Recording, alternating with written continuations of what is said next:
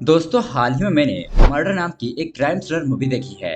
इस फिल्म को डायरेक्ट किया है आनंद चंद्रा जी ने और आपको ये फिल्म Amazon प्राइम पर या फिर यूट्यूब पर देखने के लिए मिल जाएगी। ये कहानी है एक बाप और बेटी के प्यार के रिश्ते की, लेकिन जब किसी भी रिश्ते में प्यार हद से बढ़ जाता है तो वो बहुत बड़ी मुसीबत को दावत देता है। तो उसी तरह से माधवराव नाम का एक बंदा अपनी बेटी नम्रता से बहुत ज्यादा प्यार करता है, लेकिन जब उसकी बेटी उसके मर्जी के खिलाफ किसी दूसरे लड़के से शादी करती है तो माधवराव गुस्से में आकर उस लड़के का मर्डर करने का फैसला करता है। अब नम्रता के साथ आगे क्या होगा, ये कहानी क्या खतरनाक मोड़ लेगी, यही देखेंगे हम आज की कहानी में। इस मूवी में किसी को सबक मिलता है तो किसी को बहुत बड़ी सजा, और ये मूवी आपको बहुत ज्यादा इमोशनल कर देगी। इसलिए दोस्तों वीडियो को एंड तक जरूर देखना। तो दोस्तों अगर आपको हमारे एक्सप्लेनेशन वीडियोस पसंद आते हैं तो वीडियो को लाइक और चैनल को सब्सक्राइब जरूर कीजिए। चलिए शुरू करते हैं आज की कहानी।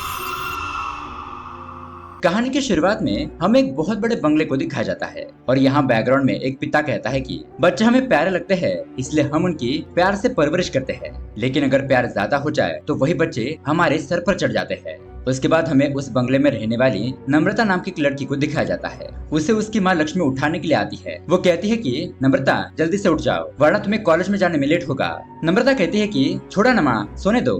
तो लक्ष्मी कहती है तुम्हारे पिताजी के लाड प्यार ने तुम्हें बिगाड़ दिया है, देर रात तक पार्टी करती रहोगी तो अगले दिन दोपहर को ही उठोगी ना। उसके बाद लक्ष्मी यही बात अपने पति माधवराव को जाकर बताती है। तो माधवराव कहता है कि वो भी बच्ची है, धीरे धीरे सीख जाएगी। क्या वो उठ गई है?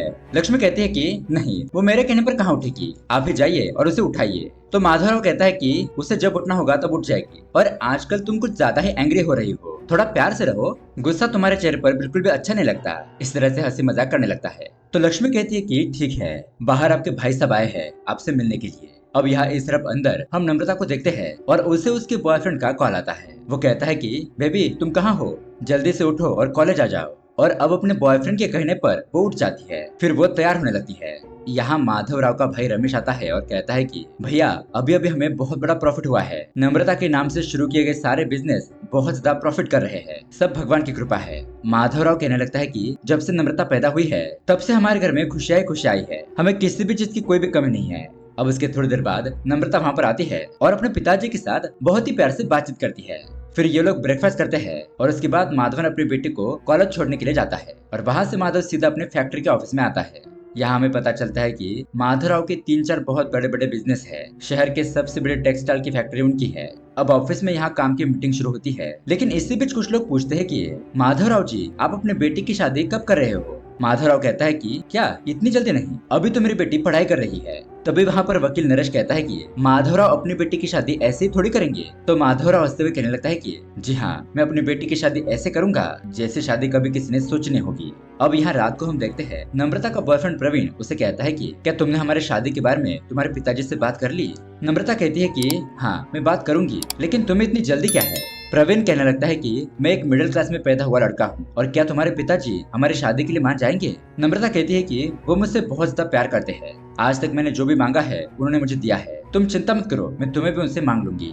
अब कॉल रखने के बाद नम्रता सोचने लगती है कि आखिरकार वो इस बारे में अपने पिता से कैसे बात करेगी। अब यहाँ देर रात तक माधवराव अपने घर पर बैठकर शराब पी रहा होता है। तभी नम्रता उसके पास आती है और कुछ बातचीत करने लगती है। माधवराव उसे पूछता है कि बेटा तुम यहाँ पर क्या कर रही हो। वो अपने पिता के लिए पैक बनाती है और उसे देने लगती है। माधवराव कहने लगता है कि बेटा ये छोड़ो, मैं उसे ले लूंगा, जाओ तुम सो जाओ। लेकिन नम्रता अपने पिता से पूछती है कि पिताजी आपके कम पैसों वालों के लिए क्या विचार है। माधवराव कहता है कि पैसों का क्या है, आज है कल नहीं, लेकिन इंसान का कैरेक्टर अच्छा होना चाहिए, वो सही है तो सब कुछ अच्छा है। अब उसके बाद नम्रता पिता से अपने बॉयफ्रेंड के बारे में बात करने ही वाली होती है कि तभी वहाँ पर उसकी माँ लक्ष्मी आ जाती है। वो कहने लगती है कि चलो चलो बहुत रात हो चुकी है, अब तुम लोग सोने के लिए चले जाओ। माधवराव ने भी बहुत ज्यादा पी ली थी, इसलिए वो नशे में कुछ भी इधर उधर की बातें बोलने लगता है। फिर नम्रता भी कहती है कि पिताजी आप सो जाइए, हम कल बात करते हैं। अब उसके अगले दिन हम देखते हैं कि नम्रता अपने कमरे में शीशे के सामने खड़े होकर अपने पिताजी को ये बात कैसे बताऊंगी उसकी प्रैक्टिस कर रही होती है। मतलब कि ये बात, पिताजी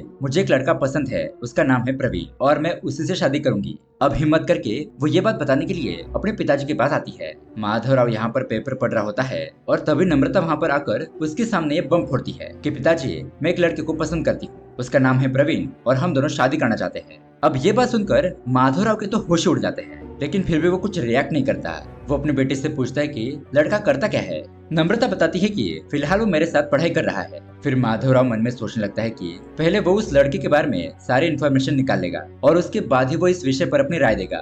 इसीलिए उसके थोड़ी देर बाद में माधवराव अपने भाई राजेश को बुलाता है और उसे प्रवीण की सारी जानकारी निकालने के लिए कहता है और ये भी पता लगाने के लिए कहता है कि वो लड़का सच में मेरी बेटी से प्यार करता है या बस नाटक कर रहा है या फिर मेरी जायदाद देखकर मेरी बेटी से शादी करने वाला है। राजेश ठीक है ऐसा कहकर वहाँ से चला जाता है। अब उसके अगले सीन में हम देखते हैं कि माधवराव अपनी बेटी नम्रता से उस प्रवीण से शादी करने से मना करने लगता है। कहता है कि बेटी वो लड़का तुम्हारे लिए सही नहीं है, मैंने उसके बारे में सब कुछ पता कर लिया है। उस लड़के का कैरेक्टर अच्छा नहीं है और उसकी फैमिली भी बहुत ज्यादा लो कास्ट की है। नम्रता कहती है कि उसकी फैमिली अच्छी है, मैं उनके घर पर भी जाकर आई हूँ। ये बात सुनकर उसके माता पिता तो हैरान हो जाते हैं, मतलब कि ये प्यार का चक्कर बहुत महीनों से चल रहा है। माधवराव कहता है कि बेटा तुम बात को मत बढ़ाओ, हम एक अच्छे लड़के के साथ तुम्हारी शादी कर देंगे, फिर उसके साथ तुम खुश रहना, इसलिए हमारी बात मानो और ये जिद छोड़ दो। नम्रता कहती है कि मैं खुश क्यों नहीं रह पाऊंगी क्योंकि उसके पास पैसे नहीं है। माधवराव कहता है कि बेटा तुम समझ नहीं रही हो, वो लड़का हमारी जायदाद देखकर तुमसे प्यार कर रहा है क्योंकि उसे पता है हमारे मरने के बाद ये सब कुछ प्रॉपर्टी तुम्हारे नाम पर होगी। लेकिन इतना सब कुछ समझाने के बावजूद भी नम्रता अपने पेरेंट्स की एक भी बात नहीं मानती, बस कहने लगती है कि मैं प्रवीण से प्यार करती हूँ और वो एक बहुत ही अच्छा लड़का है, आप चाहे जो कुछ भी कर लो, मैं शादी उसी से करूंगी। उसकी माँ भी लक्ष्मी को समझाने लगती है कि बेटा ये प्यार वार के चक्कर में मत पड़ो, टाइम आने के बाद तुम्हारे पिताजी एक अच्छे लड़के के साथ तुम्हारी शादी कर देंगे। लेकिन फिर भी नम्रता उनकी बात नहीं मानती, बल्कि अपने पिता को उल्टा जवाब देने लगती है और वहाँ से चली जाती है। अब दोस्तों यहाँ पर हम देखते हैं कि माधवराव नम्रता और प्रवीण की शादी के लिए इसलिए मना कर रहा था क्योंकि उसके भाई ने प्रवीण की जानकारी निकाल ली थी और उसे बताया था कि भैया मैंने उस लड़के के बारे में सब कुछ पता कर लिया है, लेकिन वो लड़का कोई अच्छा लड़का नहीं है, वो सिर्फ पैसों के लिए हमारे नम्रता से प्यार करता है। मुझे लगता है कि पैसे मिलने के बाद वो हमारी बेटी को छोड़ देगा, इसलिए माधवराव अपनी बेटी की शादी प्रवीण से नहीं करना चाहते थे। अब उसके बाद यहाँ माधवराव को पता चलता है कि अभी तक उसकी बेटी नम्रता ने खाना नहीं खाया। वो उसके लिए खाना लेकर जाता है और फिर से समझाने लगता है कि बेटी अभी तक तुमने बाहर की दुनिया नहीं देखी है, जब तुम्हें सच्चाई पता चलेगी तो बहुत ज्यादा देर हो जाएगी, इसलिए बेटा कौन तुम्हें सच्चा प्यार करता है ये तुम्हें पहचानना होगा। हम तुम्हारे माता पिता है, तुम्हारे लिए गलत नहीं सोचेंगे, हमें तो चिंता है कि तुम अपनी जिंदगी बर्बाद न कर लो।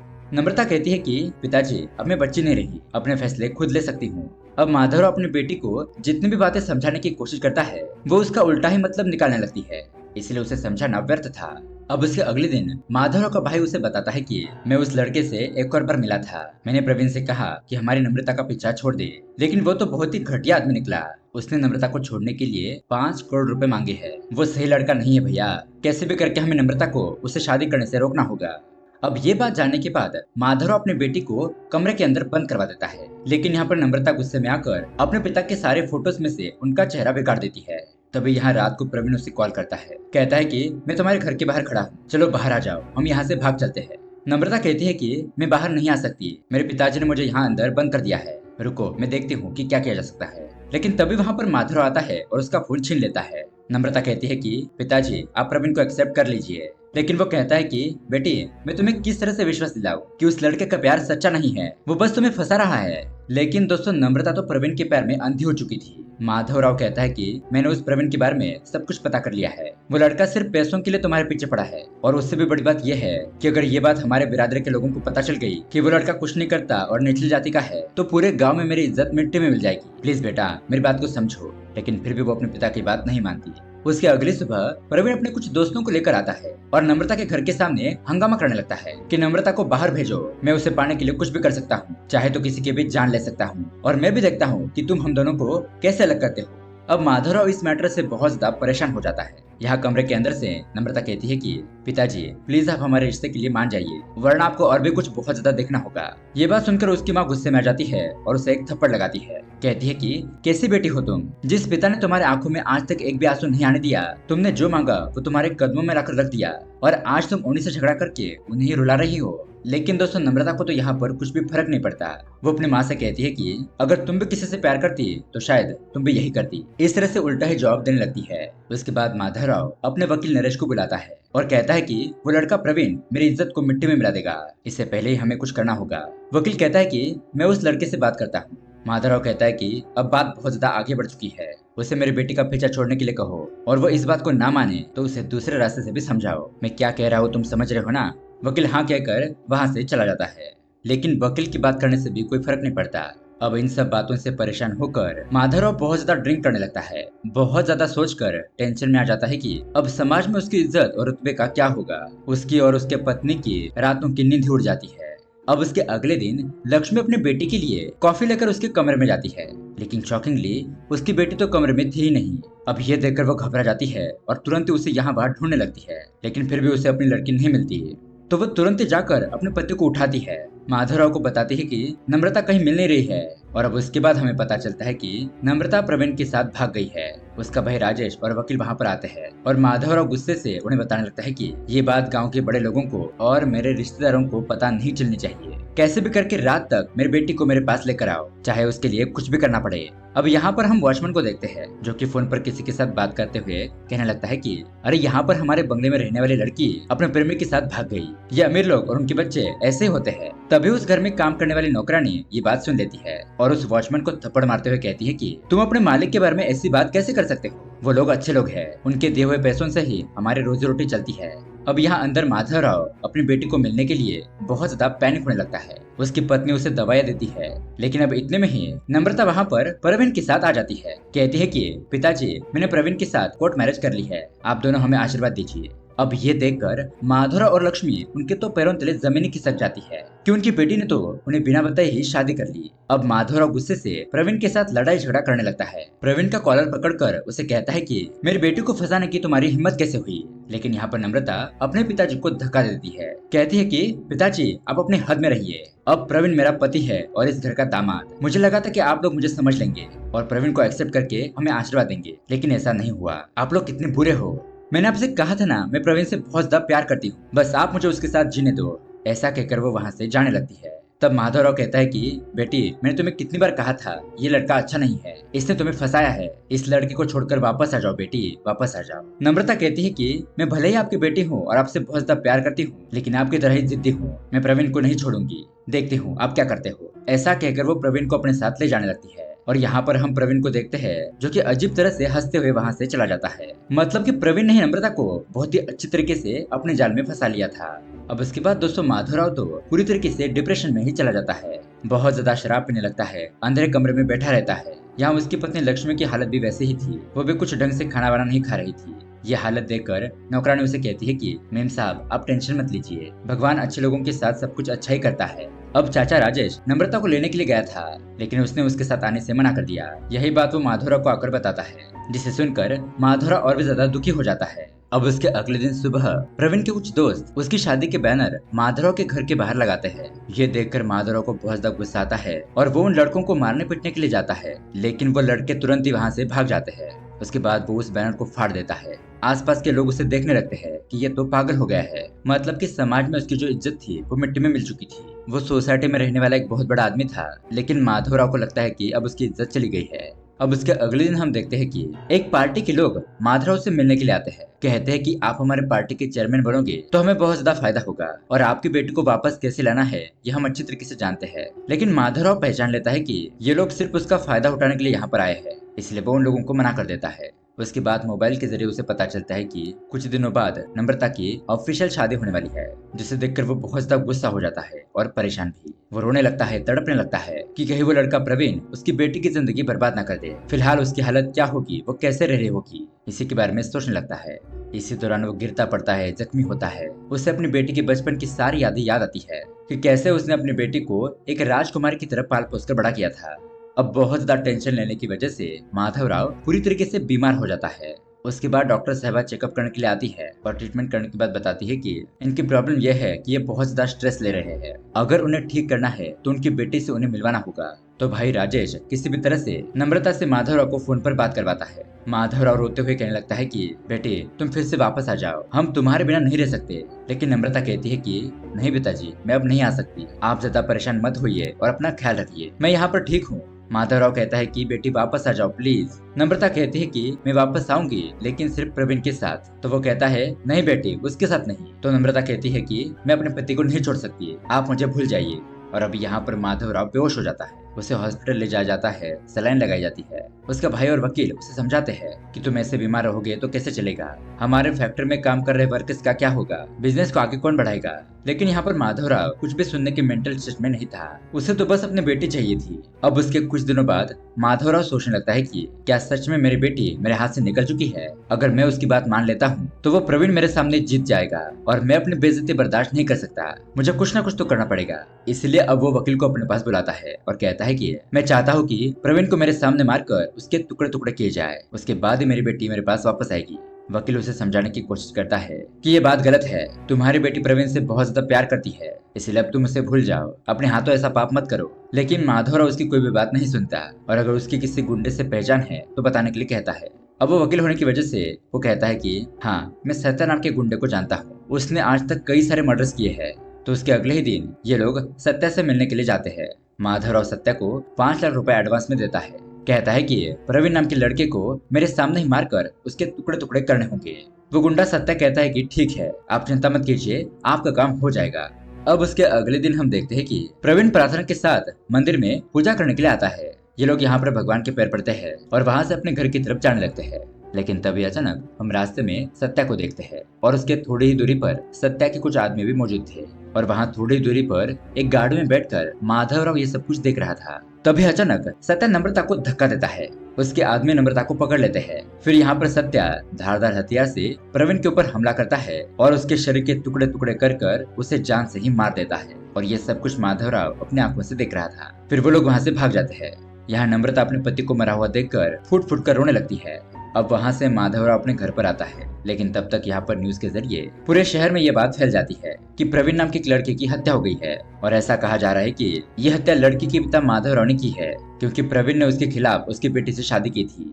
अब यहाँ माधवराव अपने घर पर आकर पत्नी से कहता है कि अब शायद पुलिस मुझे पकड़कर यहाँ से ले जाएगी, इसलिए अब आज से सब कुछ तुम्हें ही संभालना होगा। अब नम्रता यहाँ पर वापस आ जाएगी, तुम उसे और हमारी कंपनी को संभाल लेना। तभी वहाँ पर इंस्पेक्टर विक्रम आता है और ये लोग प्रवीण को मारने के शक के तौर पर माधवराव को अरेस्ट करके ले जाते हैं। अब यहाँ पर नम्रता मीडिया के सामने कहती है कि मैंने प्रवीण के साथ शादी कर ली, ये बात मेरे पिता को पसंद नहीं थी, इसलिए उन्होंने प्रवीण को मेरी आंखों के सामने ही मरवा दिया। मेरे पिताजी के लिए तो फांसी की सजा भी कम होगी, उनकी मदद मेरे चाचा या फिर उनके वकील ने की होगी। अब यहाँ पर न्यूज में ये बात सुनकर लक्ष्मी तो टेंशन में आ जाती है, पर यहाँ पर पता चलता है कि फिलहाल नम्रता प्रेग्नेंट भी है। अब ऐसे ही कुछ महीने बीत जाते हैं। वो वकील माधवराव की जमानत के लिए बहुत ज्यादा कोशिश करता है। यहाँ दूसरी तरफ लक्ष्मी अपने घर के साथ साथ कंपनी को भी संभालती है। कंपनी का सारा काम और मजदूरों को उनकी पगार ये सब कुछ हैंडल करती है। और अब उसके 10 महीने बाद माधवराव को जमानत मिल जाती है, क्योंकि वो एक बहुत बड़ा आदमी था, उसके पास बहुत सारे पैसे और कनेक्शन होते हैं। उसी पावर का इस्तेमाल करते हुए वो जेल से रिहा हो जाता है। अब घर पर आने के बाद उसकी पत्नी उसे बताती है कि अभी तक नम्रता अपने घर पर नहीं आई और शायद वो यहाँ पर आएगी भी नहीं, क्योंकि आपने उसके पति को जो मार दिया। ये बात सुनकर माधवराव दुखी हो जाता है। कहता है कि मैं खुद ही उसे लेने के लिए जाऊंगा। वो अपनी गाड़ी के पास जाने लगता है, लेकिन तभी उसका भाई उसे कहता है कि भैया, अब वो नम्रता हमारी नम्रता नहीं रही। उसने सोशल मीडिया के सामने आकर उसके पिताजी और उसके भैया उन लोगों को तो फांसी की सजा भी कम होगी ऐसा कहा है। अब उसके बाद हम यहाँ पर नम्रता को देखते हैं, जिसने एक बच्चे को जन्म दे दिया था। वो अपने बच्चे के साथ प्रेस मीटिंग में आती है और कहती है कि माधवराव को बेल कैसे मिल सकती है, मेरा तो कोर्ट पर से भरोसा ही उठ गया है। माधवराव ने मेरे पति प्रवीण की हत्या की थी, मतलब कि जिसके पास पैसा होगा क्या वो कानून को अपने तरीके से इस्तेमाल कर सकता है। फिर न्यूज वाले उसे पूछते हैं कि क्या आपके पिताजी ने दोबारा आपको घर पर बुलाया तो क्या आप जाएगी। नम्रता कहती है कि नहीं, माधवराव के जीते जी मैं उस घर में पैर भी नहीं रखूंगी। अब नम्रता की ये बात माधवराव और उसका पूरा परिवार सुन लेता है। अब माधवराव बहुत ज्यादा टेंशन में आ जाता है। वो ऐसा भी सोचता है कि मैंने उस प्रवीण को मारकर गलत किया, उसे मारने के बावजूद भी मेरी बेटी मेरे घर पर वापस नहीं आई। अब मेरे पास सिर्फ एक ही रास्ता बचा है, इसलिए वो अपनी पत्नी को बिना कुछ बताए घर में रखी हुई गोलियों के बॉक्स से बहुत सारी गोलियां लेता है। फिर नम्रता के कमरे में जाता है और वहाँ पर सारी चीजें देखने लगता है। उसे अपनी बेटी की सारी पुरानी यादें याद आती है। फिर वो टेबल पर बैठता है, फिर पेपर पर लिखता है कि बेटी, मैं तुमसे बहुत ज्यादा प्यार करता हूँ। मरने के बाद मेरी सारी जायदाद मैं तुम्हारे नाम पर करता हूँ। मेरे मरने के बाद तुम हमारे बंगले में आकर रह लेना और शायद तुम मुझे माफ कर दो। ऐसा कहते हुए वो बहुत सारी गोलियां खा लेता है और थोड़ी देर में उसकी मौत हो जाती है। अब उसके अगले दिन अंतिम संस्कार करने के बाद नम्रता अपने बच्चे को लेकर उस घर में आती है और अपनी माँ से माफी मांगने लगती है कि माँ, मैं बहुत ज्यादा गलत थी। प्रवीण के परिवार वालों ने और प्रवीण ने मुझसे पैसों के लिए ही शादी की थी। अब उनका बेटा मर चुका था और मुझसे भी उन्हें कुछ पैसे नहीं मिल रहे थे, इसलिए उन्होंने मुझे अपने घर से निकाल दिया। मैंने आपकी और पिताजी की बात ना मानकर बहुत बड़ी गलती कर दी। ऐसा कहकर वो रोने लगती है। लेकिन माधवराव ने अपनी पत्नी लक्ष्मी से कहा था कि कुछ भी हो जाए, अगर नम्रता यहाँ पर वापस आती है तो उसे संभाल लेना। और इसलिए लक्ष्मी यहाँ पर अपने बेटी और पोते को संभालती है। और इसी के साथ ये कहानी यहीं पर एंड हो जाती है। तो दोस्तों, आपको ये कहानी कैसी लगी हमें कमेंट करके जरूर बताइएगा। साथ ही ऐसे ही अमेजिंग मूवी देखने के लिए हमारे चैनल को सब्सक्राइब जरूर कीजिए। मिलते हैं अगली वीडियो में। Thanks for watching.